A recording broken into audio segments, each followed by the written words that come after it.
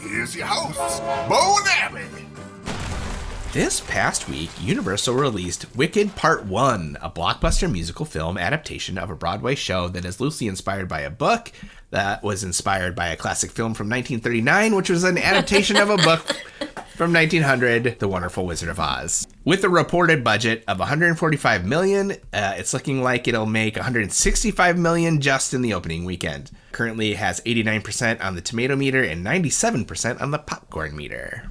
So I think we'll do spoilers and then non-spoilers. Okay. Without so spoiling. No spoilers first. No spoilers. Okay. What is the story of Wicked? What's the plot? What's it about? What makes it a spoiler? To me, the plot was a spoiler. Because I didn't know it. And like, okay, so Wicked is the story of Shiz University, where there are, I don't know, are they people? Are they a mix of like witches and wizards and munchkins? And I got the vibe that they were just like people learning. Okay. It's like a college, but they also teach wizardry stuff. So it's not like Hogwarts. See, that's where, to me, it was like Hogwarts. Yeah. But we weren't clear on like houses and what everyone's like major was. So here's the difference for me when watching it, when I was like, this is how Shiz is different from Hogwarts. Okay. Like at Hogwarts, you're not learning any math at Hogwarts. Right. You're only. That's not true.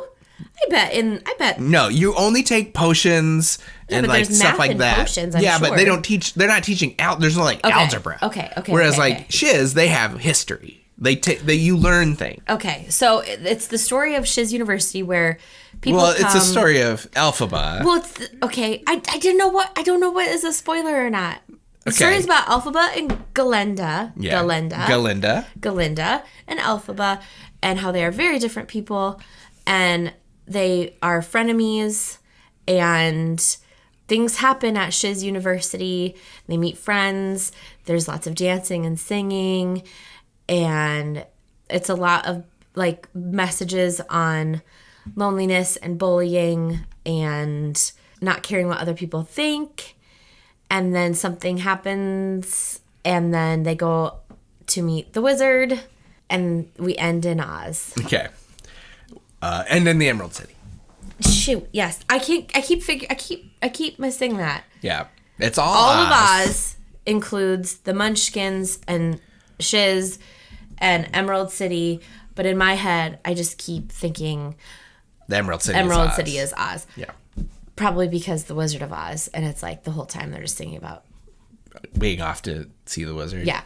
Also, I love there was so many cute little Easter eggs from Wizard of Oz. You want a fun fact about Wizard of Oz? Yes. That was the first time you had ever seen a graphic tee. So in the Watch It Brush Up Company, they have a T-shirt that says Oz on it. In the 30s, there was no like T-shirts that said things. Oh. So like the first time there was a graphic tee was in the Wizard of Oz. I don't even remember that though. It's in the Watch It Brush Up. Okay. Yeah. So going into the film, yeah. What were your expectations? Very low. I was actually kind of annoyed at the quantity of Wicked that has been thrown at me. The marketing of it? Yeah, like we had talked about in our last episode. Go anywhere without seeing it? It was like Target was like full of Wicked, and you go to Starbucks and it was Wicked cups and Wicked drinks, and like every commercial, and I don't even watch commercials, but like on YouTube it was just like so much Wicked. Yeah. And I was just like, okay, this is too much. Yeah. And like I'm gonna go see it because, you know, it's pop culture. Mm-hmm. You like it whatever. Mm-hmm. I'm just gonna go like see it. Yeah. Okay. We're still in non-spoilers. Okay. Did you enjoy the film? I loved the film.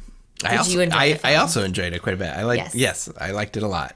I liked it very, very much. Yeah, if the stars align, I would like to go see it again. Agreed. So we took PTO from our jobs, and we went Friday during the day when our children were at school. We were the only people for almost... Yeah, right up until the movie started. There was another couple that came in, and it's like we knowingly gave each other, like, they were a bit older than us. Yeah. By like 30 years. Yeah, they probably didn't take the day off. No, but they were like, they were pumped too. Yeah. So, yeah, recommend doing that. Going during the day? Yeah. Yeah. It is a long film. Did you feel the runtime ever? No. I was actually surprised that it ended. Yeah. I kind of felt, so I didn't know anything about the movie, but I kind of figured it felt finale-ish. We were at the finale. We were at the last song that was sang. It makes sense. I think, I don't know anything about what's to come. Yeah. I've like made guesses, but I was like, that was one of the reasons I was nervous about going, because it's like, that is too long. Yeah. But it paced so well. Yeah, it moves. There was not one time where I was like, wow, like, okay, Like, we're still here. Yeah, it never feels like we could hurry this along. No, like there was one point I had to go to the bathroom, and not knowing, I was just like, okay, I'm gonna go, and by the time I came back, which again, there's no people, so I went quickly. They were already into like the next big thing. Yeah. So it was like, wow. Yeah. It just moved really fast, I thought. What did you think? Yeah, I definitely think it moved along. I knew when I went to the bathroom, I knew I wanted to be there for Popular. Same. But that's what I asked you when I came back. I was like, did I miss Popular? Yeah, and then I knew Defying Gravity where it comes in the play, so I assumed it was going to come where it comes. Is that like in the intermission? movie. Yeah. At the play? Okay. Yeah. So I was like, I know I'll have time to go to the bathroom and not miss Defying Gravity. So that was the spoiler I didn't know if that was a spoiler or not. Yeah. But It is tough because it is a play that's, 25 years old. I know. But like, we didn't know anything. Sure. Well, I guess you did if you knew that was. I know enough. I mean, I could sing parts of Defying Gravity and parts of Popular. Yeah. Because Glee told me. So yeah, how do you feel about like the performances? I thought they were very, very good.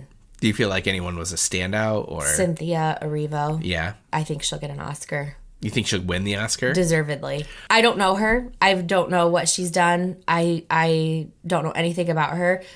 But the whole time I was watching her, I was like, I don't even think she's acting. Like, she just was Elphaba. And like, she was so good. Just like her facial expressions and like all of it was like, she was just so good. Yeah. I first knew she was good from this movie, Bad Times at the El Royale. You watched that with me. I've seen that. What? She's her? Yeah. No. Her? Who sings in the room? Yeah.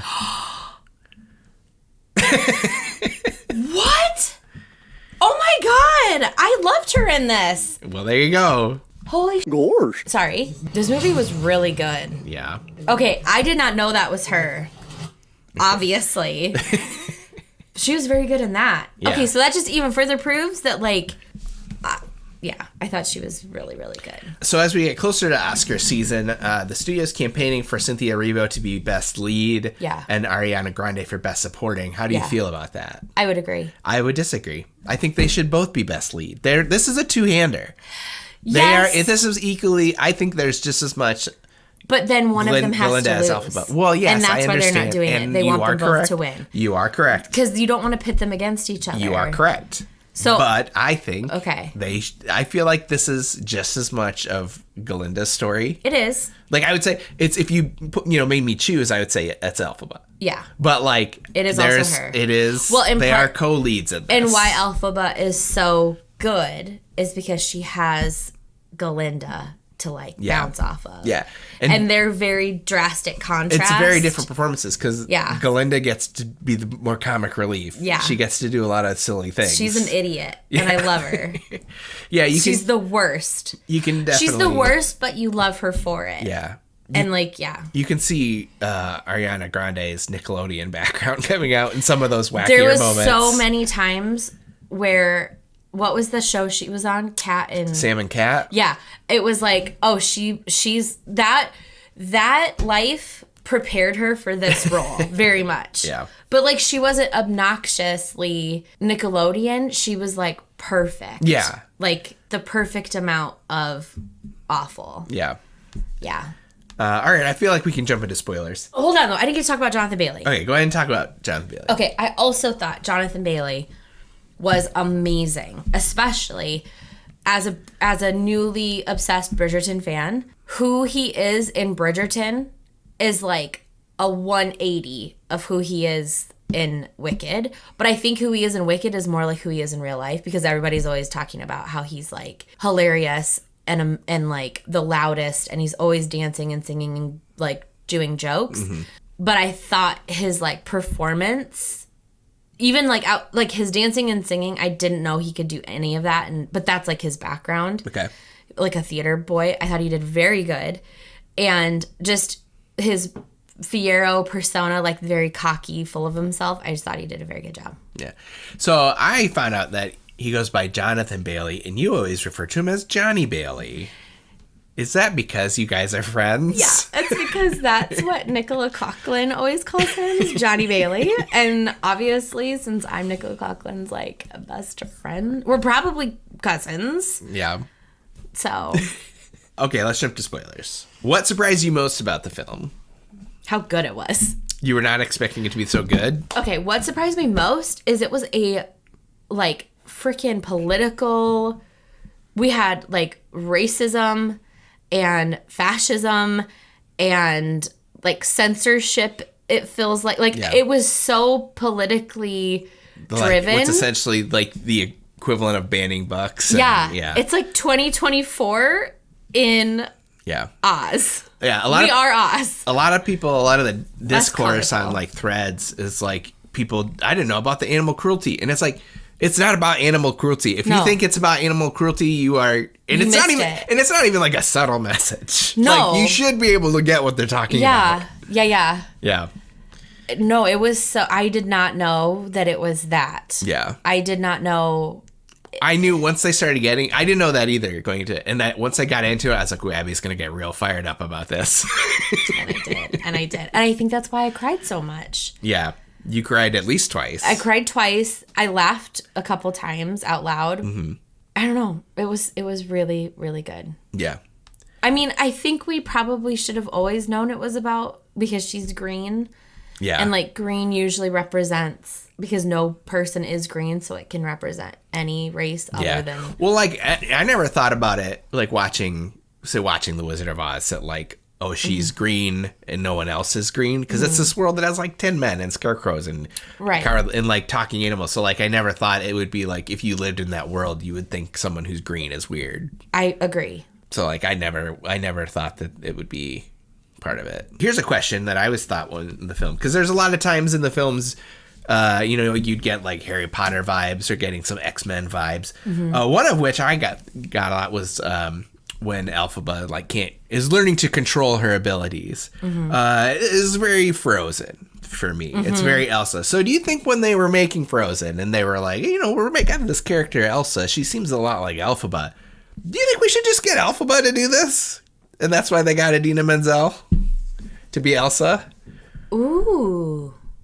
I never thought about that. That does make a lot of sense, though. But also, I mean, Idina Menzel's voice is like... Yeah. But she was the perfect Elsa. I've Agreed. not seen her as Elphaba. I mean, I assume. I've seen I clips. assume since, she is who she is, that she's the perfect Elphaba for the stage show. Mm-hmm. But now when I ask our robot to play Defying Gravity, I specifically make sure it's the movie and not the Broadway, because I'm obsessed. Yeah. Oh my God, I cannot believe she was in that movie. Bad Times at the El Royale. It's a good movie. Also, but I guess, to be fair, like, she was green. That's true. And they changed her. And when I've seen her, in her interviews, she doesn't have hair and has lots of piercings. So she just looks very different than who that person was. Yeah. Okay, it's fine. Okay. But wow. Now that you've had a few days to have it sit and simmer, is there anything that like has stayed with you? Any parts that have stuck with you? Yes. Literally, I cannot... yesterday, as I was making Thanksgiving dinner before anybody came over, I put on Defying Gravity. And the first 2 lines... Something has changed within me. Something is not the same. I literally, even now, it like makes me tear up. And this is going to get political.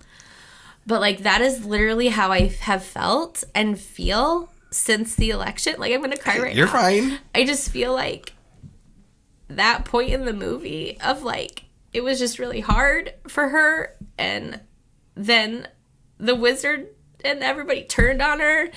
And her only friend was like, you just got to go, you just have to go along with it, like, to save yourself. Like, you just have to. And she was just like, I'm not going to. And like her standing up and just being like, I can't. And it was so like, it was just like so powerful. And like the way they did it in the movie, and they were just alone. And you could tell they were both so scared. And like they didn't know what to do. But she just knew she was not, like she had just come too far and been through too much. And she knew right from wrong. And like that was her story, like throughout the story, was that she's just like, I wish I didn't care. Like I wish I could just let it go. I wish I didn't have to care about what was happening with the animals. But like I can't. And I'm not going to. And so even like yesterday when the song just started, it was just like, oh my God. Like it's like the perfect time. It's the perfect movie for the moment. It is. It really is. And like, I don't know. So yeah, that scene of them at the end, it just keeps sitting with me of like, we don't know what's going to happen. We don't know, what the future holds. But you just have to do what's the right thing to do. Yeah. Even if it's the hard thing and nobody else is on your side. Yeah. Yeah. So it is a part 1. Do you feel like it's a complete film? Do you feel shortchanged? No. It feels like a full movie. It feels... Because like some movies, like I know the most recent Fast and the Furious movie got dinged a lot because it felt like the movie just ended. No, I think it ended in a perfect way, but it left me wanting more. Yeah. Like it ended, I didn't feel like it was like, that was weird. Yeah. Or like... It doesn't feel incomplete. No, it left you just like gut punched. Yeah. And like, okay, so now what? And like, that's what's hard is like knowing Wizard of Oz, like, the ending, but like you had said that you hope that there's some twist and turns. That was my fan theory, which I could easily just Google. Yeah, but let's not. Let's live in this place because we'll never get this back. Yeah. And this is what I always love. It's like when you're outside of something so popular and like we get to experience it for the first time without like knowing anything, like not a lot of people get to do that. Yeah. So to wrap up our review, should people run out and see it now? Should they wait for streaming? All of the above. I'm hoping we get to go again. You can't see it now and wait for streaming. Well, I think you should see it now. See it in the theater. Well, and here's the thing. We got to experience it in a basically empty theater. I would imagine there's going to be a lot of stories about people singing and like doing the thing. Well, they already announced they're doing sing-along versions. I would love to go to a sing-along version just to like let the people sing and like let the people have their moment of like, you know. But I would say go see it in the theater, and then when it streams, definitely. But I think I could see me being more emotional in a full theater of people during it, and like that sense of community. Because I'm guessing the kinds of people that are going to go see Wicked are the kinds of people that are going to be on the side of Elphaba. And like, I'm interested to see how many people go into it not knowing it's a musical. They didn't market it as a musical, and they didn't market it as part 1. Yeah, but don't you think? I mean, you'd think. Honestly, after what happened 3.5 weeks ago and the things that I've heard since, you're right. Probably people don't even know. All right. Well, before we close out the review, I just want to go over some of the people who reportedly either auditioned or at least publicly stated they were interested, and let me know what you think. Okay. Okay. Let's start with Elphaba. Okay. Okay. You've got Lady Gaga. No. Okay. You've got Lea Michele. No. Sorry, Leah, but no. Oh my God. I mean, of course she did. But no. Sorry. And then Sorry, that was really rude. I have nothing against Lea Michele at all. But no. Okay. No, thank you. And then you've got Kristen Milotti, who I know I have to explain to you who that is. So she, you probably know her best for as she was in Palm Springs with Andy Samberg, that time loop movie That's really good. Okay. She's also the mother on How I Met Your Mother. She's in she's in the new Penguin show that's really good. I've never heard her sing or anything, but no. Glinda, you've got Amanda Seyfried, who you were just watching that video of her singing Popular. I don't think so. From Mamma Mia. Yeah. I mean, I have nothing against her, but she has Mamma Mia. She doesn't need more musicals? Yeah, let somebody else have a chance. Okay. And then we've talked about this one, Dove Cameron. I do love Dove Cameron. From Descendants. I think she's been through a lot lately. Yeah. I think I don't know. I think she's a great singer. I think she's adorable. I think she would have been really good. Yeah. And, she's got I'm assuming she's got the Kristen Chenoweth stamp of approval. Yeah. Because they've worked together on Descendants and Hairspray. Yeah. Ariana Grande was also in that Hairspray.